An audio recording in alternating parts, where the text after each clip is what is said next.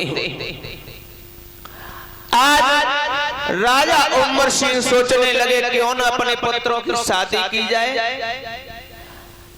क्योंकि सयाने भी हो चुके हैं और सयाना बेटा बेटी आंगन में अच्छा नहीं लगता है। बेटी अगर सयानी हो जाए तो पिता को शादी कर देना चाहिए। आज इसी समय राजा उमर सिंह शेषापाटन के महाराज कुंवरपाल हुए। इनके घर में वैसे तो शास्त्री लोग बताते हैं 3 कन्या पैदा हुई हैं। हम आपको बता के जा रहे हैं महाराज कुंवरपाल के घर में 5 पुत्री पैदा हुई। बड़ी पुत्री का नाम है बाछल और छोटी पुत्री का नाम है काछल और उससे छोटी पुत्री का नाम है आछल और 2 पुत्री पैदा हुई है कमल और विमल। भक्तजनों, महाराज कुंवरपाल अपनी बड़ी पुत्री बाछल की शादी महाराज उमर सिंह के बेटा बड़े पुत्र जेवर सिंह के साथ में करते हैं और छोटे पुत्र नेवर सिंह की शादी काछल के साथ में हो जाती है। जो आंचल थी उसे हरियाणा में विवाह देते हैं। आज भक्तजनों दोनों बहुएं घर में आई हैं। महाराज उमर सिंह बड़े सुख हैं, बड़े खुश हैं, चेहरा पर खुशी नजर आ रही है। आज जब घर में जब भी निकलते हैं तो उनके चेहरा पे खुशी नजर आती है, लेकिन भक्तों ज्यादा तक वो खुशी नहीं रही। आज महाराज धीरे धीरे समय व्यतीत हुआ तो राजा जेवर सिंह की शादी को 12 साल हो जाती है, लेकिन किसी संतान ने जन्म नहीं लिया। तो आज राजा जेवर सिंह राज दरबार में जाते हैं। राज दरबार में बहुत चिंतित हैं, मनहीन हैं, चिंता में बैठे हुए हैं। सोच रहे हैं भगवान अगर मेरे एक बेटा बेटी दे देता तो हमारा वंश चल जाता। सीधे लेकिन भक्तजनों राजा जेवर सिंह ही नहीं दुखी हैं, रानी बाछल भी महलों में दुखी है। सोच रही है हमारी शादी को 12 साल हो गई पर किसी संतान ने जन्म नहीं लिया। तो आज भक्तजनों रानी बाछल सोचने लगी मैं अपने महाराज को महलों में बुलाऊंगी और अपने हाथों से भोजन कराऊंगी। आज मूंगा देवानी को राजा जेवर सिंह की कचहरी में भेजती है रानी बाछल और कहती है हे बहन हमारे महाराज को बुला। तो आज भक्तजनों मैया बाछल मूंगा देवानी से कहने लगी सुनो बहन,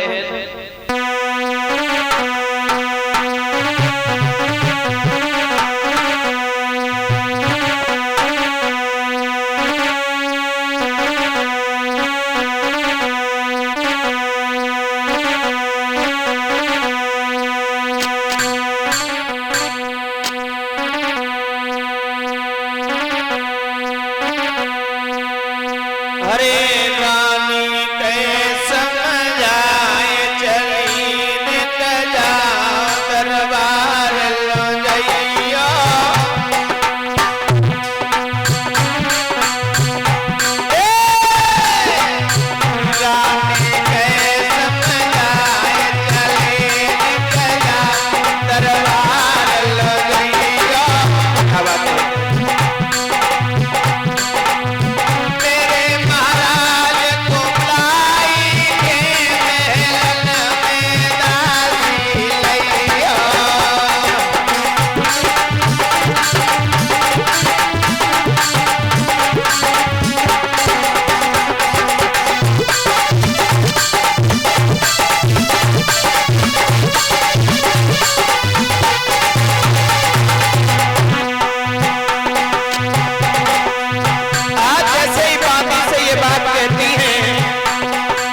बांधी देर नहीं करती है।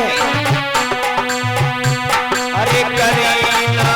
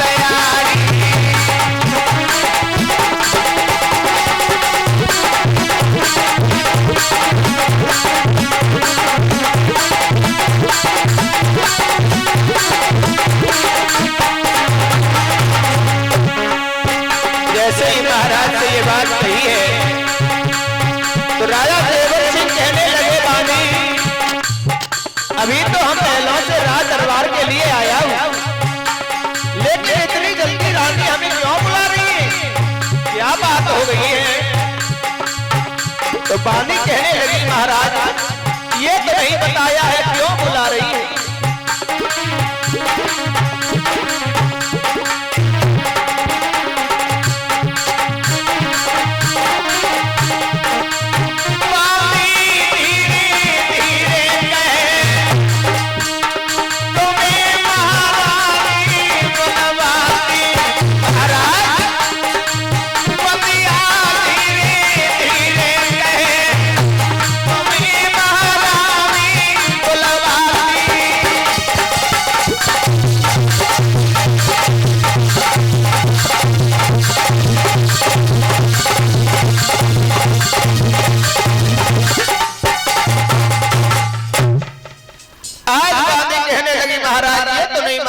किस लिए बुला रही हैं? लेकिन रानी आपको महलों में बुला रही। तो आज राजा जेवर सिंह देर नहीं करते हैं, नीली घोड़ी को निकालते उस पर सवार होकर के आज महलों के लिए चल देते हैं। जब महलों के लिए चलते हैं तो आज रास्ते में चले जा रहे हैं, रास्ते में क्या देखते हैं कि एक मेहतरानी मिल जाती है। जैसे ही मेहतरानी ने राजा जेवर सिंह को देखा और उल्टा पला किया, 3 झाड़ू मार देती है और मुंह फेर करके खड़ी हो जाती है। तो आज जैसे ही राजा जेवर सिंह ने ये देखा है तो राजा जेवर सिंह कहने लगे ये जात की मेहतरानी हमें देख करके क्या आस्कुन कर रही है? महाराज परीक्षित जगी रहेगा।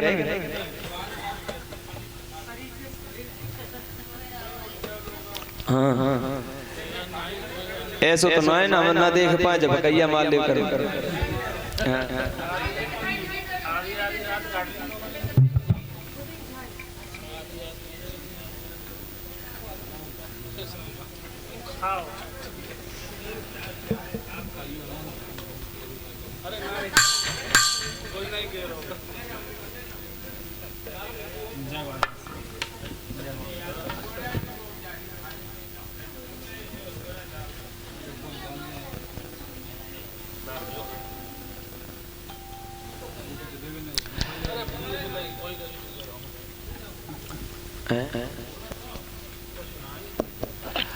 आज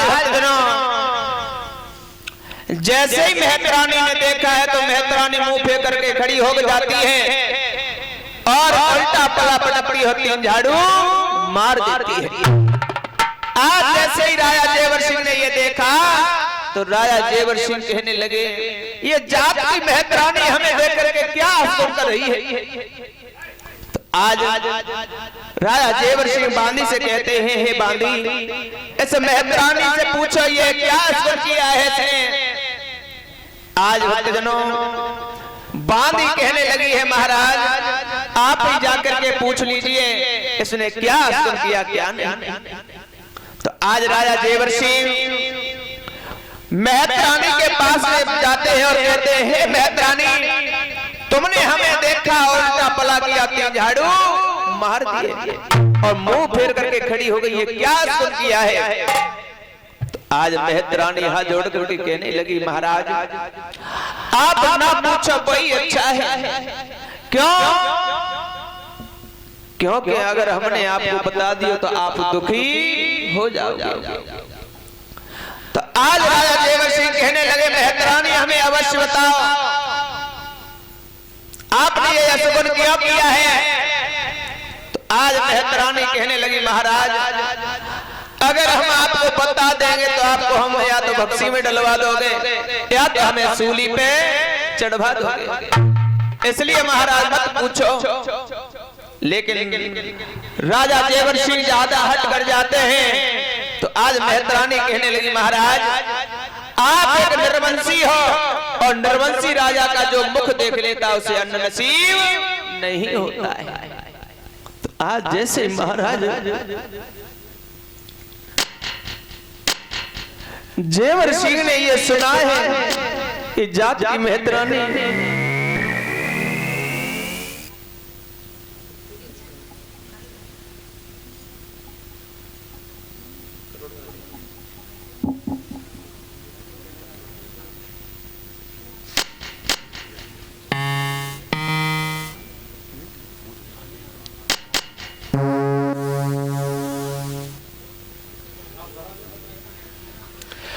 आज भक्तजनों जैसे महाराज जेवर सिंह से ये कहती है तो महाराज जेवर सिंह सोचने लगे, ये जात की मेहतरानी हमसे ऐसे बोल रही है, फिर प्रजा हमसे क्यों नहीं ऐसे बोलेगी। आज रानी मेहतरानी की जब बात सुनते हैं तो महाराज जेवर सिंह बहुत दुखी होते हैं, सोचने लगे अब तो हमें प्रजा में रहना नहीं चाहिए। क्यों? क्योंकि जात की मेहतरानी भी हमको ताने मार रही है, बोली की गोली मार रही है। आज बड़े उदास होते हैं, आंखों में आंसू लेकर के महलों में जाते हैं। जैसे रानी बादशाह ने आता हुआ देखा है महाराज को, आज पलंग बिछा देती है। लेकिन भक्तजनों महाराज के चेहरा पर उदासी है। आज मैया क्या करती है,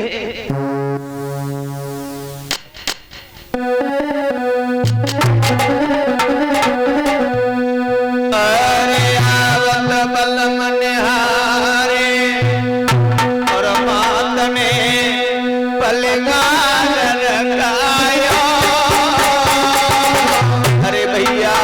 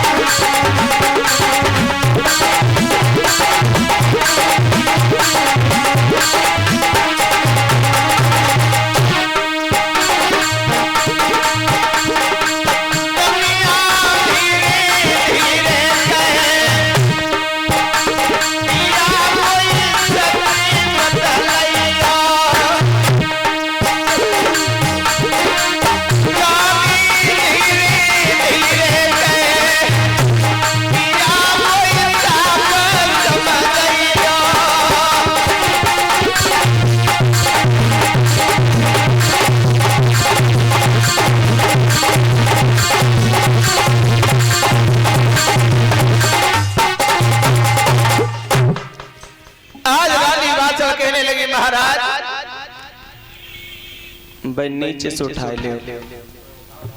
नहीं नहीं उसके मत खींचो,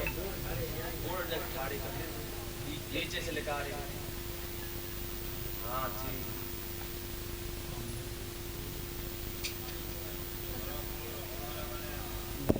आज दिनों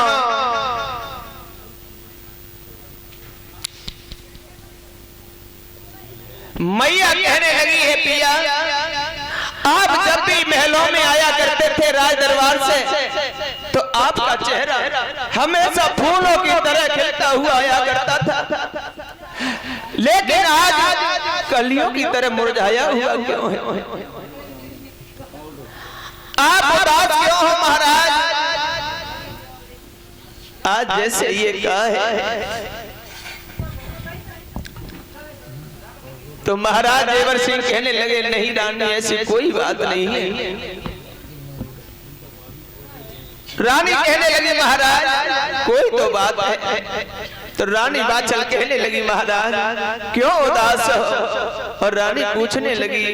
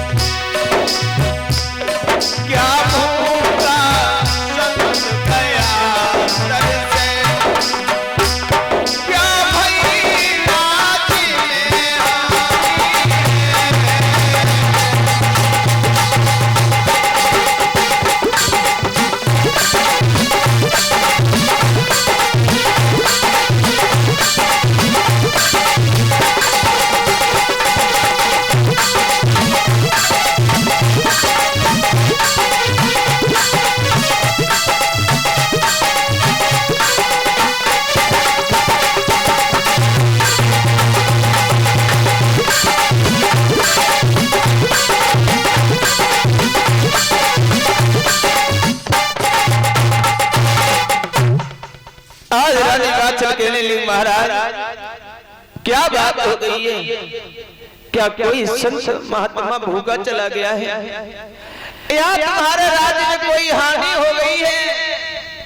राजा जेवर सिंह कहने लगे नाना रानी ऐसी कोई बात नहीं है रानी। रानी बादशाह हाथ जोड़ करके कहने लगी महाराज फिर क्या बात है? आप इतने उदास क्यों हो? आपका चेहरा ये मुरझाया हुआ क्यों है महाराज? आज रानी बादशाह उसी समय भोजन की थाली को परोस के लाती हैं और महाराज जेवर सिंह के पास भोजन रख देती हैं। आज राजा जेवर सिंह उस भोजन को करते हैं, लेकिन गुरुदेव आजकल भोजन कैसे हो तो पता परीक्षित महाराज कैसे हो तो बता। आजकल भोजन ऐसे हो तो हार में से आए और कुल्ला धो मुंह लग गए खींचा खींच कुल्ला धो न मुंह पता कुल्ला धो जा तो मुंह धो जा।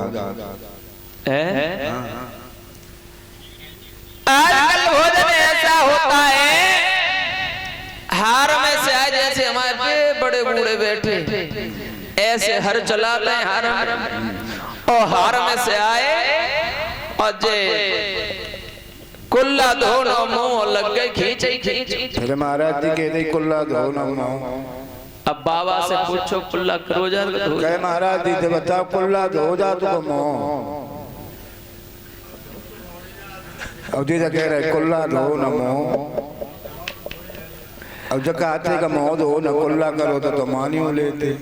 आज भक्तजनों बाबा के जोत के सुनने वाले प्रेमियों आज महाराज देवर सिंह भोजन पर बैठ जाते हैं और भोजन कैसे करते हैं।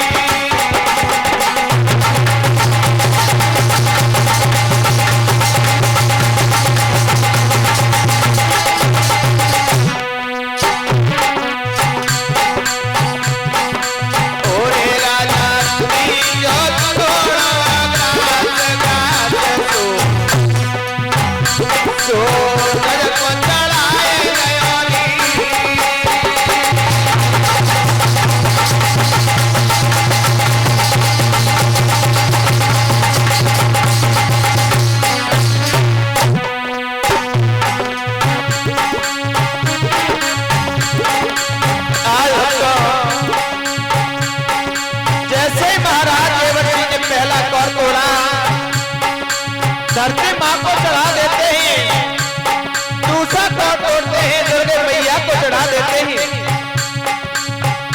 तीसरा कौर तोड़ा है सूरज को चढ़ा देते हैं, चौथा कौर तोड़ा है गाय के लिए रख देते हैं। जैसे ही महाराज देवर सिंह ने पांचवा कौर तोड़ा और मुख की तरफ ले गए, आज महाराज जेवर सिंह के हाथ से कौर छूट जाता है। आज राजा रोने लगते हैं, कहने लगे सहारे भगवान हमारे नसीब में भोजन तलक नहीं है, ऐसे हमने कौन से पाप किए हैं जिससे हमें भोजन तलक नसीब में नहीं है।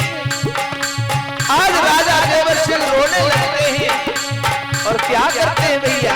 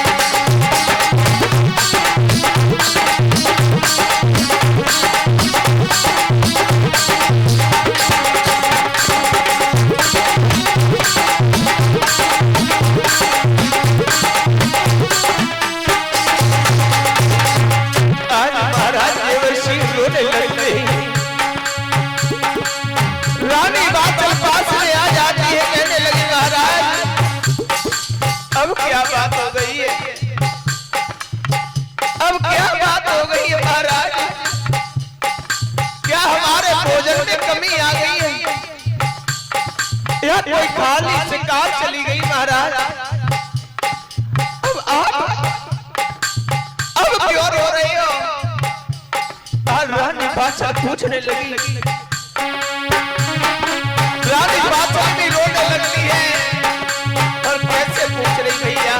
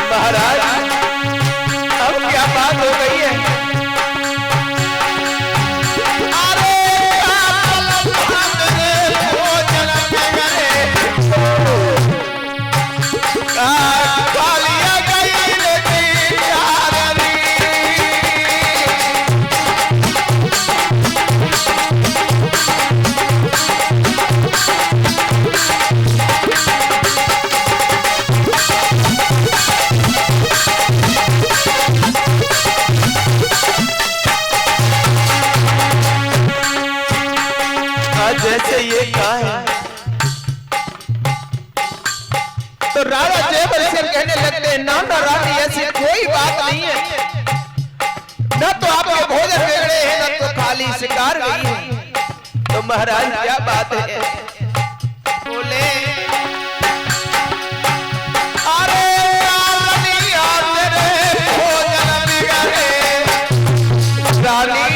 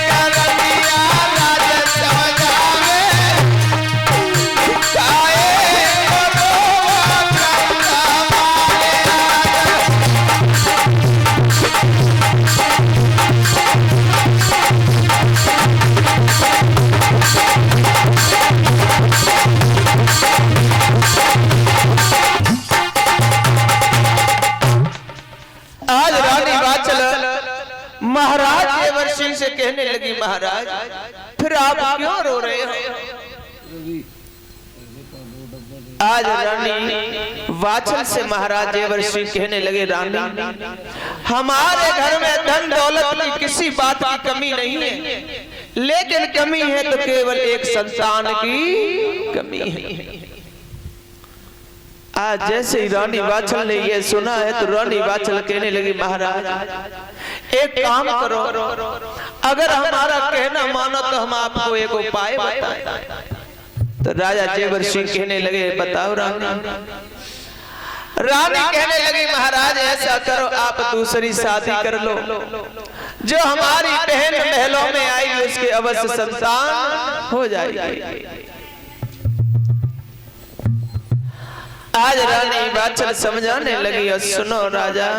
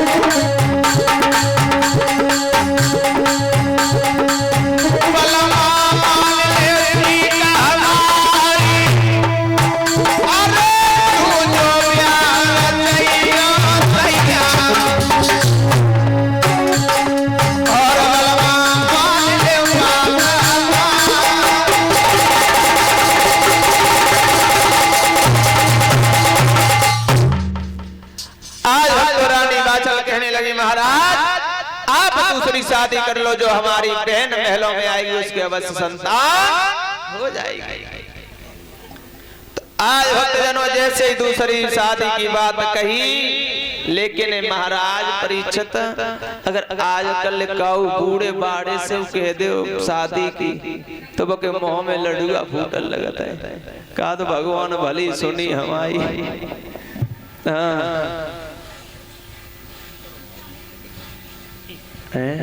करो परीक्षा तुम्हारा दूसरी करेगा।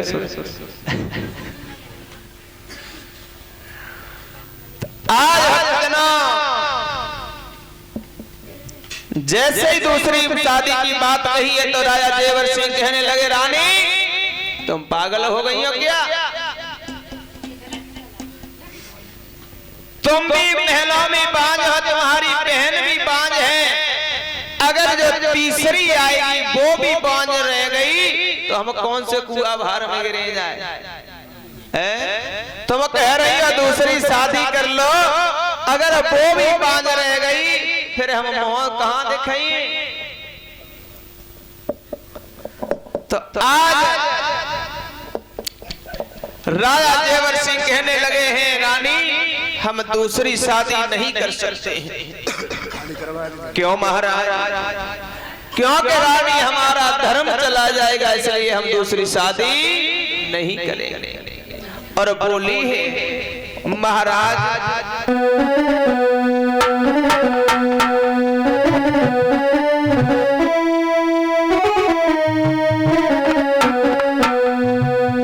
अरे धर्म चलो जाएगो नारे मेरो, धर्म चलो जाएगो होरी रनिया हमारे करे प्यार नारे मेरो, धर्म चलो जाएगो।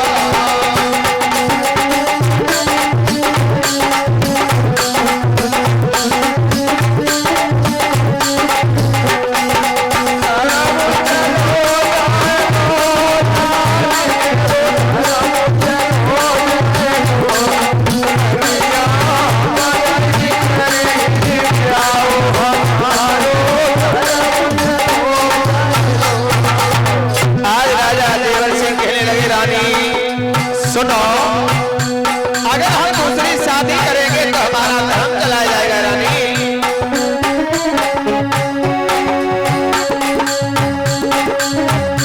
अरे धर्म चला जाएगा नारे मेरो, धर्म चला जाएगा होरी रानी हमारे करे प्यार नारे मेरो, धर्म चला जाएगा।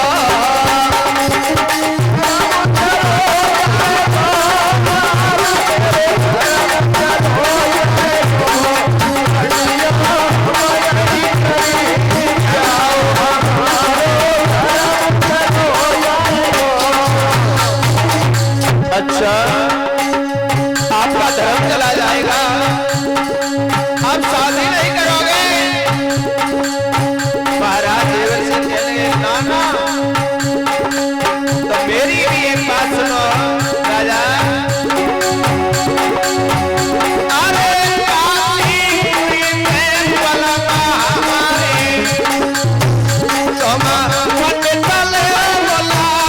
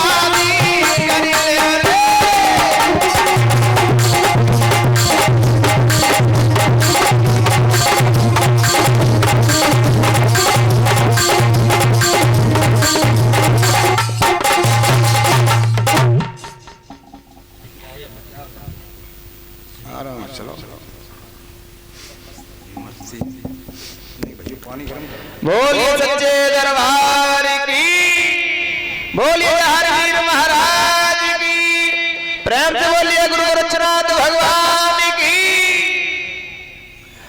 आज भक्तजनों, जब रानी ने कहा है तो महाराज देवर सिंह कहने लगे रानी हम दूसरी शादी नहीं कर सकते हैं क्योंकि हमारा धर्म चला जाएगा। तो आज रानी वाचा कहने लगी महाराज अगर आपका धर्म चला जाएगा तो आप काशीपुरी से ब्राह्मणों को बुलवा अपनी हस्तरेखा दिखवाओ, हमारी कोख को जचवा दो। तो आज राजा जेवर सिंह वही करते हैं भक्तजनों, आज मंत्री को भेज देते हैं और काशीपुरी से 10 ब्राह्मण बुला लेते हैं। आज दरबार में आसन डलवा देते हैं और आसन डलवाने के बाद में सभी ब्राह्मण बैठ जाते हैं। आज भक्तजनों महाराज जेवर सिंह कहने लगे हैं, महाराज हे ब्राह्मण देव, आप पत्रा देख करके बताइए हमारी रानी और हमारे किस्मत में क्या लिखा है। तो आज भक्तजनों महाराज जेवर सिंह और रानी बाचल की किस्मत में कुछ ऐसा लिखा था जो ब्राह्मण बताने के लिए तैयार नहीं हुए। क्यों? क्योंकि ब्राह्मण सोचने लगे हैं अगर हमने राजा को बात बताई दी तो ये हमें जरूर भक्सी में डलवाई देगी। तो आज कोई भी ब्राह्मण बताने के लिए तैयार नहीं हुआ, लेकिन उसमें एक बूढ़ा सा ब्राह्मण बैठा था जिसके पेट में दांत नहीं और मुंह में आत्मा है। महाराज मुंह में आते होते पेट उल्टी कभी गई जाने तो नहीं जाओ ना। ऐसा ब्राह्मण बैठा था उस सभा में जिसके पेट में दांत में मुंह में। महाराज कोई मान न लगे। क्यों? तुम मेरे बेटा में बात कहते थे कि मुंह में दांत नहीं पेट में दांत। हाँ चिप बाबा बैठे थे से उनके तो दांत हैं। अच्छा औत नहीं रही पेट में दांत है। तो आज भक्तजनों एक बूढ़े से ब्राह्मण उसी सभा में बैठे हुए थे। आज बूढ़े से ब्राह्मण कहने लगे, महाराज हम अपनी पत्रा से आज दिन तक जिसको बताया है वो सत्य ही बताया है। आज दिन तक हमने अपनी पत्रा से झूठ नहीं बोला है और जो भी लिखा है वो हम आपको आज सत्य बताएंगे। इन ब्राह्मणों की पत्रा में क्या लिखा है क्या नहीं लिखा है, इनकी पत्रा की तो मुझे मालूम नहीं, लेकिन हमारी पत्रा में जो लिखा है वो आपको हम सत्य बताएंगे। तो आज बूढ़े से ब्राह्मण कहने लगे हैं, महाराज आपकी रानी बाचल कि किस्मत में कुछ ऐसा लिखा है। कैसा? सुनो राजन, आपकी रानी बाचल पहले पिछले जन्म में एक मालिन की लड़की थी। जब बगीचा में सखियों के साथ में खेलने के लिए गई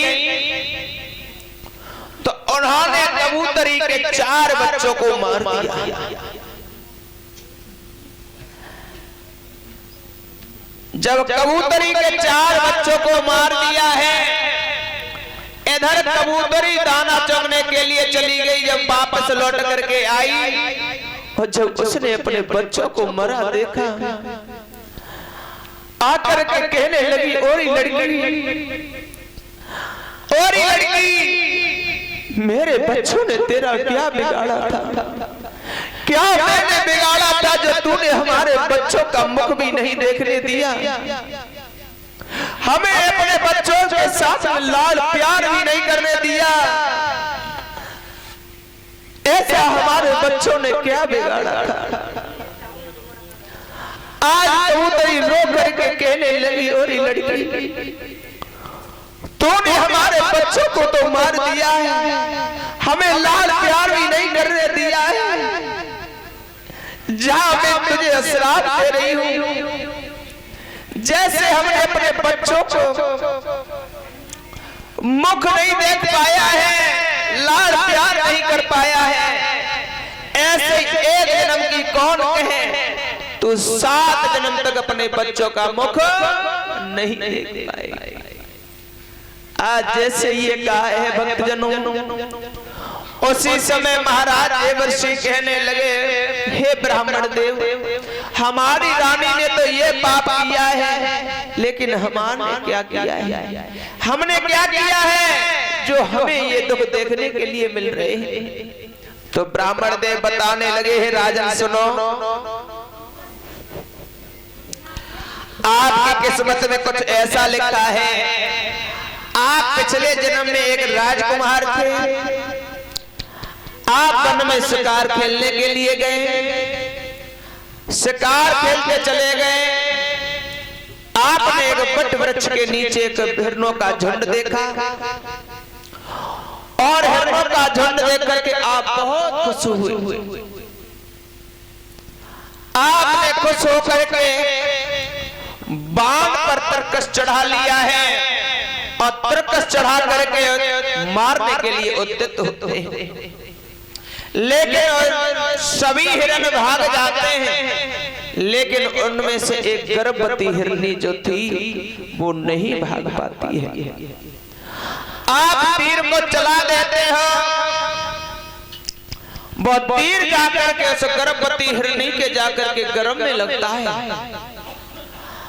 आज हिरनी वहीं पर गिर जाती है, रोने लगती है, कहने लगती है हमने किसी का क्या बिगाड़ा था जो हमारे तूने बाण मारा है, हमारे बच्चे का, हमने अपने बच्चे का मुख भी नहीं देख पाया, अपने बच्चे को जन्म भी नहीं दे पाया।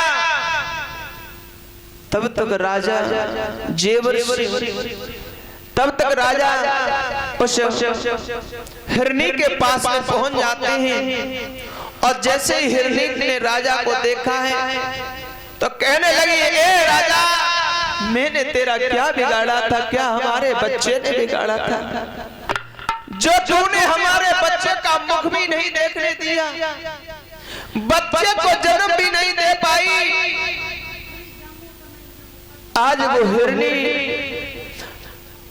राजा जेवर सिंह को श्राप देने लगी, कहने लगी, राजा, जैसे हमने अपने बच्चे का मुख नहीं देख पाया, अपने बच्चे को लाड़ प्यार नहीं कर पाई, वैसे एक जन्म की कौन कहते 7 जन्म तक संतान का सुख नहीं देख पाएगा। आज जैसे मैया ये बात कही है तो आज राजा जेवर सिंह बहुत दुखी हुए, कहने लगे, हे ब्राह्मण, हमें बोली की गोली मार रहे हैं, ऐसे इस राज्य में जीने से क्या फायदा है।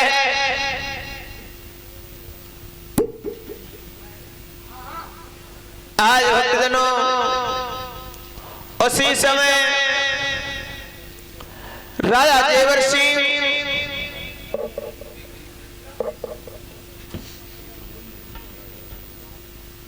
बोलिए सच्चे दरबार की, बोलिए जहर महाराज।